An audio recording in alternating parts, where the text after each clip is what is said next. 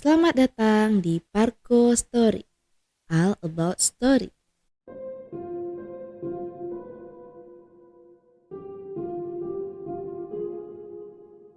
Hari ini kita akan membahas seorang tokoh yang berasal dari Libya, di mana tokoh ini pernah menjadi pemimpin di Libya dan di saat kepemimpinannya, tokoh ini berhasil membuat Libya menjadi negara yang makmur dan sejahtera. Tokoh ini bernama Muammar Gaddafi, atau dengan nama lengkapnya Muammar Muhammad Abu Minyar Gaddafi. Dia lahir pada tanggal 7 Juni 1942 di Sirte, Libya. Ia berasal dari keluarga petani yang tinggal di dalam tenda di sebuah gurun pasir di Libya. Di saat itu Libya masih di bawah kekuasaan Italia.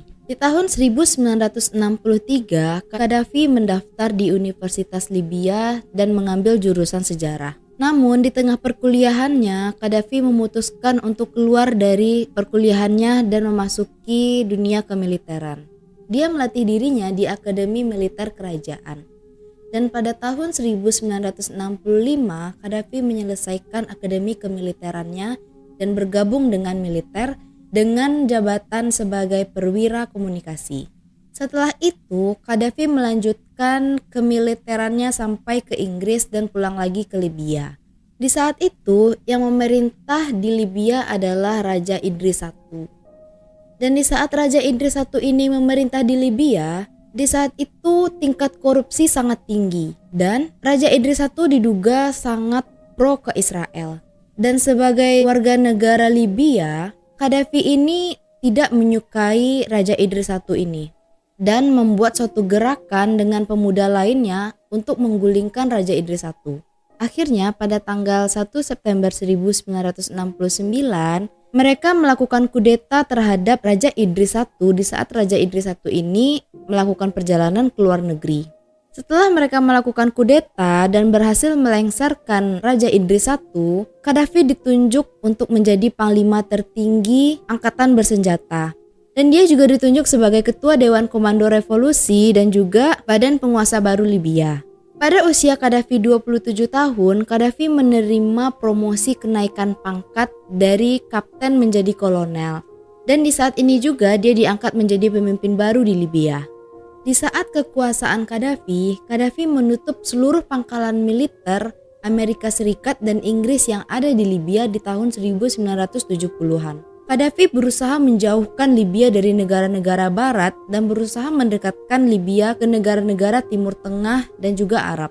Di tahun 1970 itu, Gaddafi juga mengusir komunitas Italia dan juga Yahudi. Dan di tahun 1973, Gaddafi menasionalisasikan seluruh aset minyak milik perusahaan asing. Mengikuti konsep Islam, Gaddafi juga melarang perjudian dan juga peralkoholan. Di saat kepemimpinannya, Muammar Gaddafi menempatkan seluruh teman-temannya dan juga saudara-saudaranya itu mengisi posisi di pemerintahan.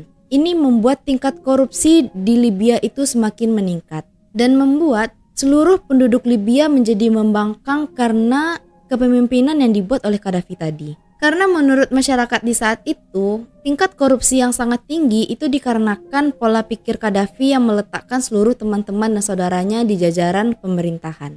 Dikarenakan pembangkangan yang dilakukan oleh penduduk Libya tadi, Muammar Gaddafi membalasnya dengan tindakan kekerasan. Dia juga mengirim seorang agen di Libya untuk membunuh salah satu oposisinya yang berada di luar negeri. Jadi ini merupakan salah satu sisi negatif yang ada pada Muammar Gaddafi ya guys. Muammar Gaddafi juga memiliki sisi buruk di dunia internasional. Kabarnya Libya membiayai suatu kelompok revolusi teroris yang ada di seluruh dunia. Dan juga kabarnya Libya juga membiayai atau terlibat dalam pengeboman yang terjadi di pesawat pada tahun 1988 di Skotlandia yang merenggut lebih dari 200 korban jiwa. Karena tindakan ini, Gaddafi mendapatkan sanksi dari PBB dan Amerika Serikat. Pada Januari 2011, terjadi revolusi yang melengsarkan diktator Tunisia dan juga ini membuat demonstrasi pro-demokrasi besar-besaran di negara Arab. Fenomena ini disebut musim semi Arab. Dan Libya menjadi salah satu negara yang terpengaruh oleh demonstrasi ini. Demonstrasi pecah dan menyebar di seluruh kota Libya. Muammar Gaddafi lagi-lagi menanggapi demonstran ini dengan kekerasan. Dia menyuruh seluruh pasukannya menembaki seluruh demonstran ini. Dan itu menyebabkan reaksi negatif dari para petinggi dari negara Libya. Menteri Kehakiman Libya mengundurkan diri sebagai reaksi dari aksi protesnya terhadap kekecaman yang terjadi di saat itu. Serangan ini juga dikutuk oleh Hak Asasi Manusia Internasional dan sejumlah negara lainnya di sekitar Libya. Demonstran Libya yang pecah menjadikan kejadian ini disebut Perang Saudara Libya. Pada akhir 2011, kelompok oposisi Gaddafi telah menguasai sebagian wilayah di Libya. Kelompok oposisi Muammar Gaddafi mulai mengepung kota Tripoli. Dan di saat itu, negara-negara tetangga memberikan dukungan terhadap pasukan oposisi untuk melengsarkan Muammar Gaddafi. Dan juga koalisi NATO juga memberikan dukungan berupa serangan udara dan juga larangan terbang di kota Tripoli. Dan di saat itu kota Tripoli sudah dikuasai oleh pasukan oposisi dan juga pasukan oposisi juga berhasil melengsarkan Muammar Gaddafi. Dan di saat Muammar Gaddafi telah berhasil dilengsarkan, Muammar Gaddafi tiba-tiba menghilang dan tidak tahu keberadaannya. Dan akhirnya pada tanggal 20 Oktober 2011, Muammar Gaddafi ini ditemukan di kota Sirte dan ditangkap oleh pasukan oposisi dan dibunuh di kota Sirte. Setelah kematian Muammar Gaddafi, konflik di Libya semakin besar.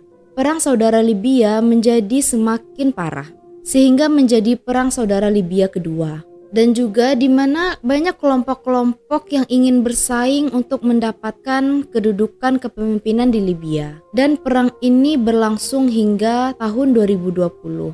Jadi bisa disimpulkan dari tahun 2011 sampai tahun 2020 itu tidak ada kepemimpinan atau tidak ada pemimpin yang resmi di negara Libya ini. Namun di balik sisi negatif Muammar Gaddafi, di saat pemerintahan atau kepemimpinan Muammar Gaddafi ini banyak sisi baik yang didapatkan di negara Libya ini. Muammar Gaddafi menggratiskan seluruh biaya pendidikan, kesehatan, listrik, dan juga memberikan tunjangan kepada ibu yang baru melahirkan sebesar 5.000 US dollar atau sekitar 70 juta.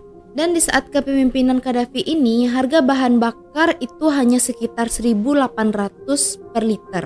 Dan di saat kepemimpinan Gaddafi ini juga, bagi warga yang ingin melakukan usaha di bidang pertanian, beliau juga menyediakan lahan, rumah, hewan ternak, dan juga alat-alat pertanian kepada warga yang ingin melakukan pertanian secara gratis. Dan juga di bawah kepemimpinan Muammar Gaddafi, seluruh bank yang ada di Libya itu menjadi badan usaha milik negara. Dan bagi setiap penduduk yang meminjam uang kepada bank tersebut, tidak ada bunga di setiap peminjaman. Dan di saat itu tidak ada pengemis, pengangguran maupun gelandangan di kota tersebut. Dan di saat kepemimpinan Muammar Gaddafi berhasil melunaskan semua hutang-hutang negaranya. Dan yang paling kontroversialnya, Muammar Gaddafi di saat kepemimpinannya dia berhasil mengambil seluruh aset yang dikuasai oleh negara asing itu menjadi badan usaha milik negara. Dan setiap pembelian minyak dari negara asing ke Libya itu, Muammar Gaddafi mengharuskan menggunakan dinar atau menggunakan mata uang Libya di saat itu. Dan juga Muammar Gaddafi menyerukan kepada negara-negara Afrika lainnya untuk menjual hasil-hasil bumi maupun aset mereka ke negara asing itu menggunakan emas, dinar atau mata uang negara masing-masing di Afrika tersebut. Dan dia juga menyuarakan aspirasinya ini di rapat PBB di saat itu. Dan setelah Muammar Gaddafi ini menyuarakan aspirasinya itu di rapat PBB, ini membuat negara-negara asing itu menjadi panas, terutama Amerika Serikat. Muammar Gaddafi ini dibalik sifat kerasnya itu sebenarnya ingin mensejahterakan negaranya sendiri. Mungkin dengan cara yang berbeda gitu ya guys. Sekian cerita hari ini. Jika ada teman-teman yang ingin mengirimkan ceritanya atau kalian ingin kita membahas cerita yang lainnya, silahkan komen di bawah ini atau ke DM Instagram kita @parkoprojectofficial. Dan jangan lupa like, komen, dan subscribe dan nyalakan lonceng notifikasinya agar video-video kita terbaru masuk ke notifikasi kalian. See you, bye!